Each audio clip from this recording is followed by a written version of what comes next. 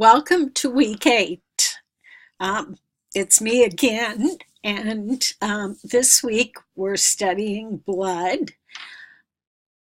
There should be a video that helps explain blood type inheritance. If you talk about blood and genetics, you have phenotypes, and this is what the blood looks like, or the different types of blood. So in the ABO blood system, you have types AB, A, B, and O. In order to get these blood types, you have to have these genes together. And so if you look down here, it shows you that if you have type AB blood, you're going to have an A gene and a B gene.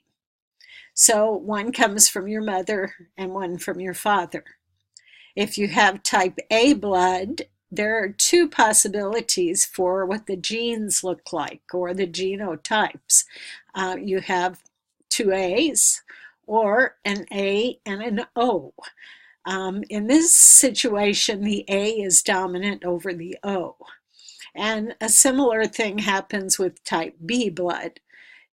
B is the phenotype, what it looks like, and either BB or BO for the genotypes.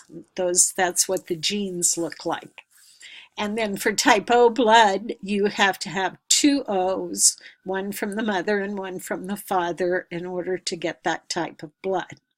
So in this assignment, you have some problems that you need to work through.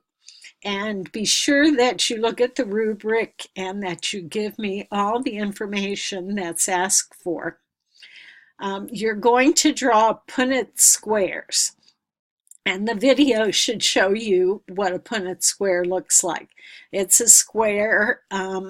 These are simple monohybrid crosses, and you're just looking at one gene or trait. And so you'll have 4 squares for the children, and you'll put the parents' genotype, one of the parents, across the top of the Punnett square and one on the left side.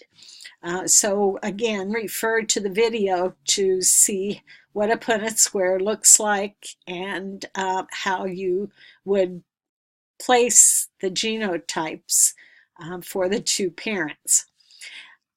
In order to make it easy to get the genotypes on the top and the left side of your Punnett square, add a column and a row to the number of squares in your table, or Punnett square. So in other words, you need 4 for the children, so that would be 2 columns and 2 rows. You're going to make 3 columns and 3 rows for your table. And then you can put the genes for the mother on one side and the genes for the father on the other side. And then fill in. Take the gene on the top of one square and the gene on the left of one square, and put them together within the square to give you the proper genotype. And from the genotype, use this table to find out the phenotype, or what kind of blood the offspring will have. This week you also have a practice test, and you have a number of lab models for the different kinds of blood cells. So, as usual, contact me if you have questions, and I hope you have a good week. Goodbye.